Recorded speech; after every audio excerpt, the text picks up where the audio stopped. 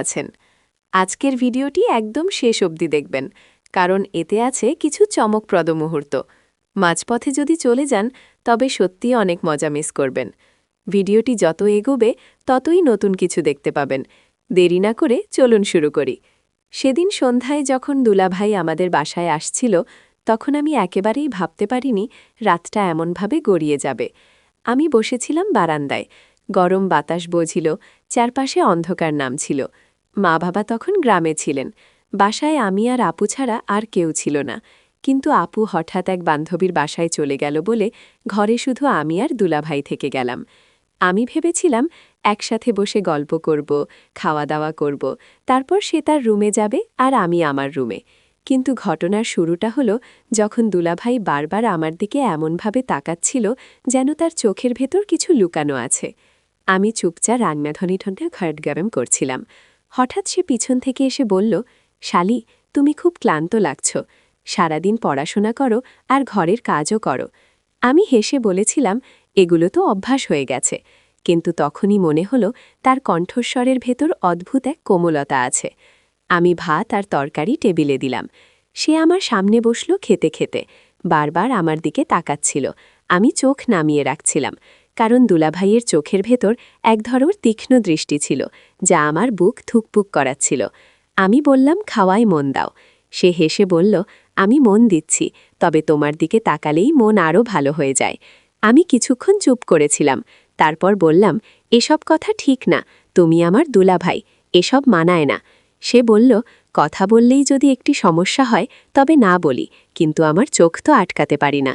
আমি ভিতরে ভিতরে শিউরে উঠছিলাম, কারণ বুঝতে পারছিলাম সে অন্য কিছু ভাবছে। রাত বাড়তে লাগল। খাওয়া শেষে আমি বাসন মাজছিলাম। হঠাৎ সে রান্নাঘরে এসে দাঁড়াল। খুব কাছে দাঁড়ানোতে আমার শ্বাস আটকে যাচ্ছিল। সে বলল, শালি, একটু গল্প করি? আমি বললাম, এখন দেরি হয়ে গেছে, কাল কথা হবে।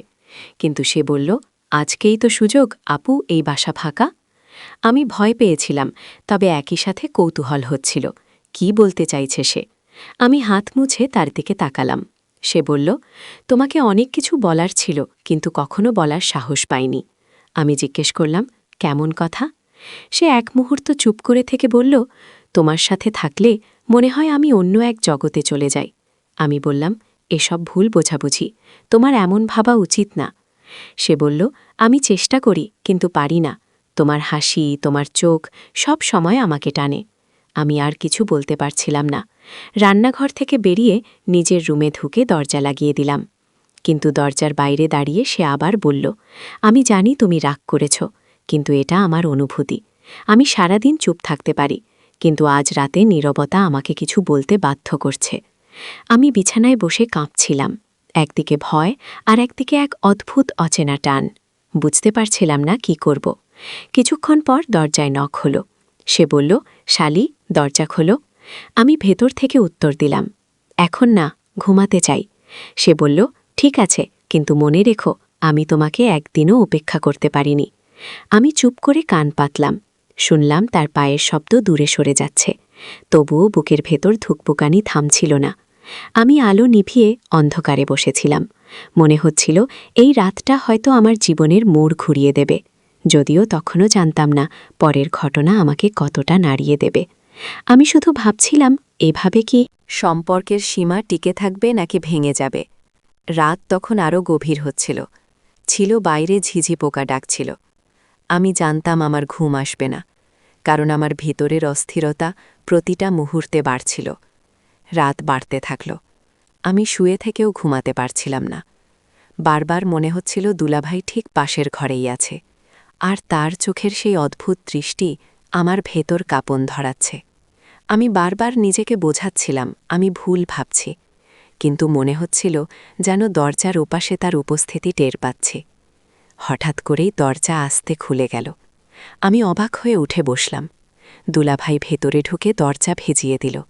আমি কেঁপে উঠে বললাম, এটা কি করছো? সে শান্ত স্বরে বলল, ভয় পেও না, শুধু একটু কথা বলতে এসেছি। আমি রাগ দেখিয়ে বললাম, এসব সময় কথা বলার না, কাল সকালে বল। সে ধীরে ধীরে এগিয়ে এসে বলল, শালি, আমি জানি তুমি আমাকে শুধু দুলাভাই হিসেবেই দেখো, কিন্তু আমি তোমাকে অন্য চোখে দেখি, অনেক দিন ধরে। আমি তখন থুম মেরে বসেছিলাম। ভেতরে ভেতরে ভয়ও পাচ্ছিলাম, আবার কৌতূহল হচ্ছিল। কারণ তার চোখে যেটা দেখছিলাম সেটা ছিল অদ্ভুত রকমের সত্যি। আমি বললাম, এসব বলা উচিত হয়নি, আমাদের মধ্যে দূরত্ব থাকা দরকার। সে বলল, দূরত্ব যদি এত সহজে রাখা যেত তাহলে আমি রাখতাম, কিন্তু প্রতিবার তোমার সামনে দাঁড়ালে আমি নিজেকে সামলাতে পারি না। আমি বললাম, তুমি বুঝতে পারছ তো, তুমি যা বলছো সেটা ঠিক না, সমাজ, সম্পর্ক সব কিছু ভেঙে যাবে। সে বলল, আমি জানি, তবুও মনকে মানাতে পারছি না। তার কণ্ঠ এতটাই দৃঢ় ছিল যে আমি থেমে গেলাম। সে ধীরে ধীরে খাটের কাছে এসে বসল। আমি একটু সরতে চাইলাম, কিন্তু জায়গা পাচ্ছিলাম না। বুকের ভেতর তখন প্রচণ্ড ধুকপুকানি।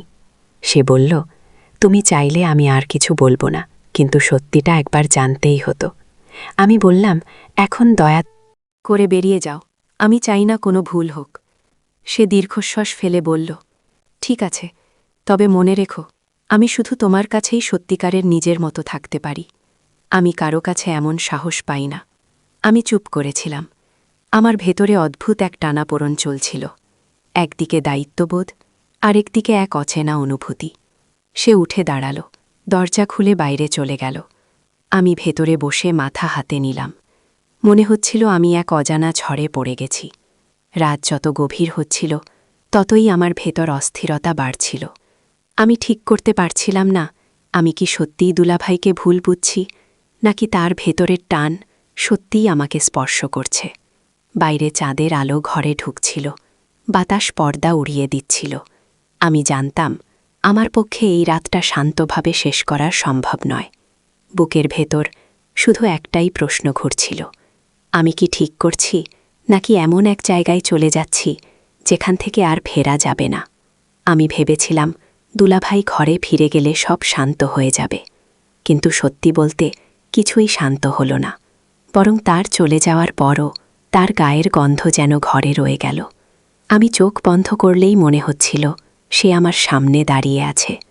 আমি বারবার নিজেকে বোঝাচ্ছিলাম এটা ভুল, কিন্তু মন একদমই শুনছিল না। আমি বিছানায় শোকাস করছিলাম। ঠিক তখনই বাইরে থেকে হালকা পায়ের শব্দ পেলাম। মনে হলো সে আবারও ধীরে আসছে। আমার বুক ধরভর করতে লাগল। দরজা খোলেনি, তবু মনে হচ্ছিল সে কাছে দাঁড়িয়ে আছে। আমি উঠে গিয়ে দরজার কাছে দাঁড়ালাম। বাইরে নিঃশব্দ, শুধু বাতাসের শব্দ। আমি আবার বিছানায় ফিরে এলাম, কিন্তু ঘুম তো আসেনি।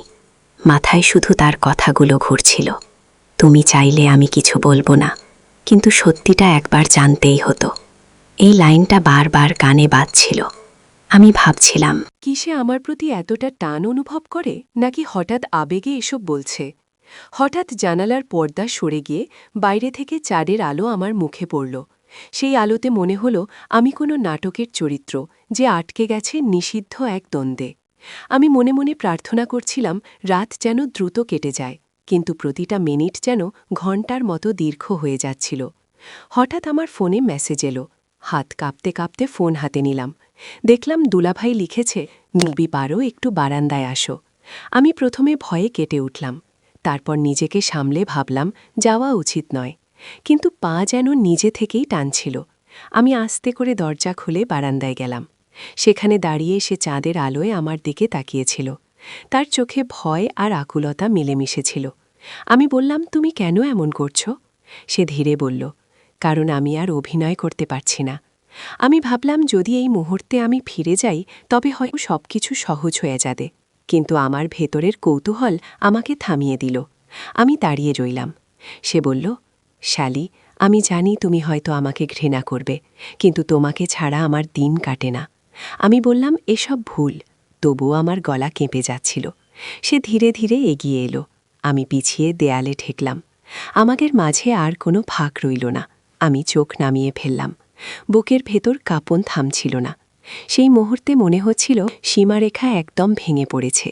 আমি শুধু ফিসফিস করে বললাম, ফিরে যাও দয়া করে। সে কিছুক্ষণ থেমে আমার দিকে তাকিয়ে রইল। তারপর দীর্ঘশ্বাস ফেলে বলল, ঠিক আছে, তবে জেনে রাখো আজ তোমার চোখ আমাকে সব বলে দিয়েছে। আমি চমকে উঠলাম, কারণ সত্যিই আমি চোখ নামালেও আমার ভেতরের দ্বন্দ্ব হয়তো তার চোখে ধরা পড়েছিল।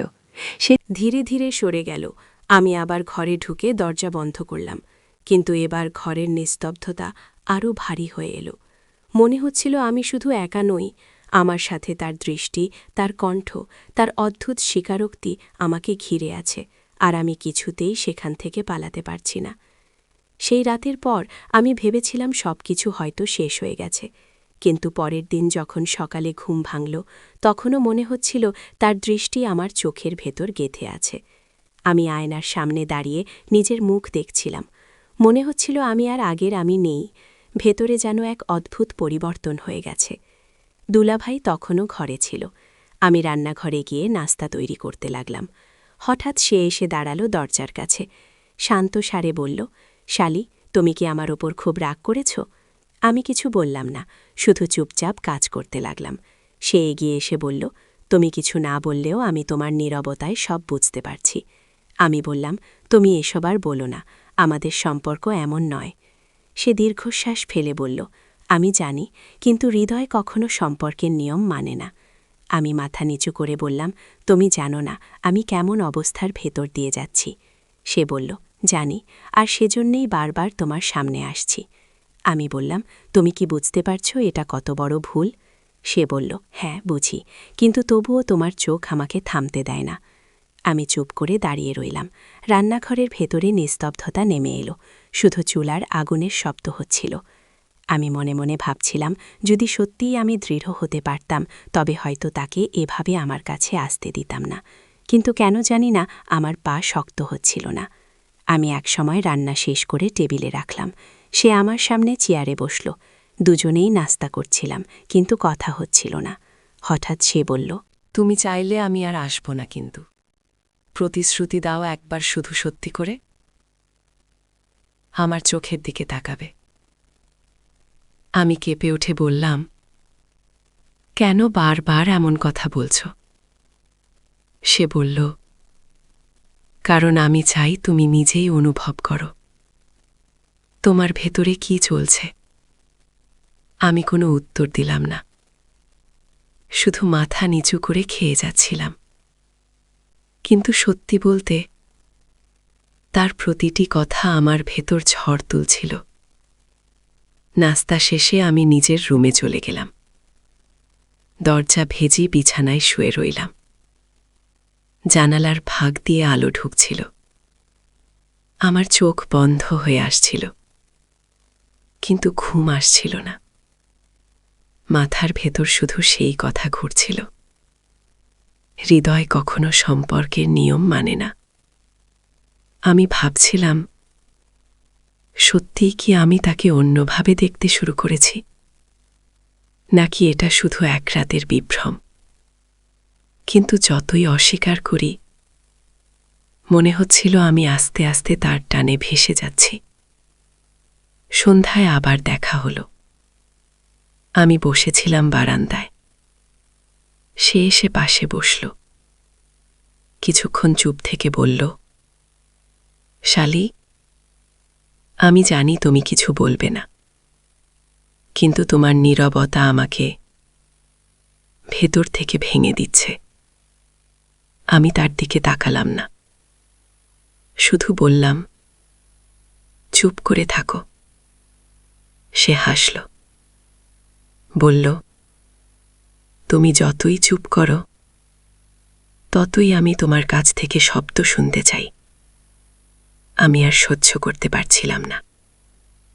উঠে দাঁড়িয়ে বললাম, আমার আর ভালো লাগছে না। সে হাত বাড়িয়ে বলল, থাকো, আমি কিছুই করব না, শুধু বসো।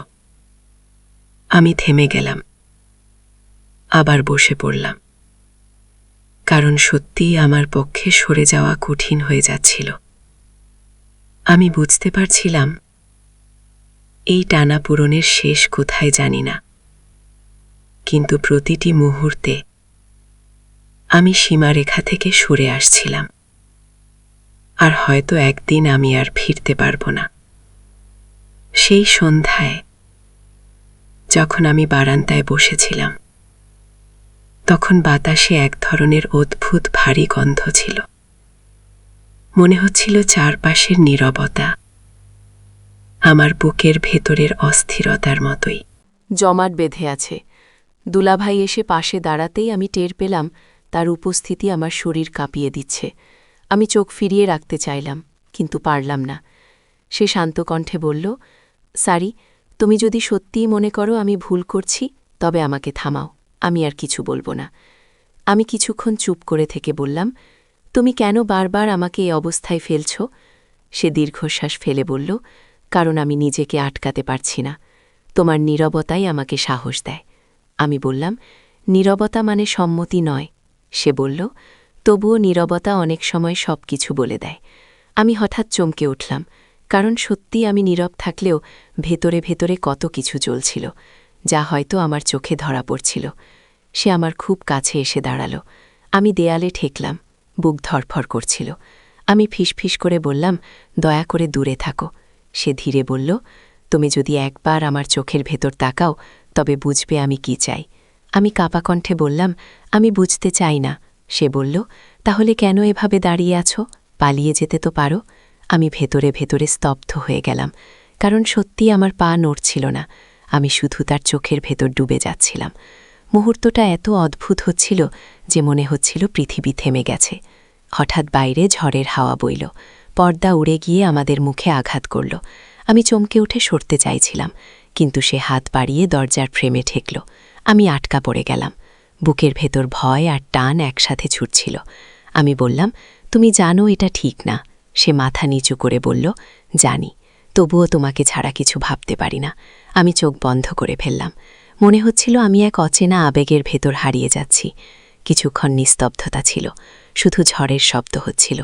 তারপর সে ধীরে ধীরে সরে গেল।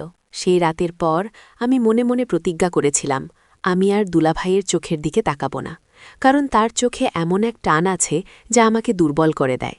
কিন্তু মানুষ যত বেশি কিছু থেকে পালাতে চায়, ততই সে জড়িয়ে যায়। কয়েকদিন পর এক রাতে বাসায় আমি আর দুলাভাই একা ছিলাম। আপু বাইরে গেছে, আর মা বাবা তখনও গ্রামে। আমি বই হাতে পড়ার চেষ্টা করছিলাম, কিন্তু মন বসছিল না। হঠাৎ দরজায় টোকা পড়ল। আমি বললাম, কি হয়েছে? সে ভেতরে এসে চুপচাপ দাঁড়াল। আমি বই নামিয়ে বললাম, তুমি কি আবার একই কথা বলতে এসেছ? সে ধীরে বলল, না, আজ কিছু বলতে আসিনি, শুধু তোমার পাশে বসতে চাই। আমি বললাম, এটা কি ঠিক হবে?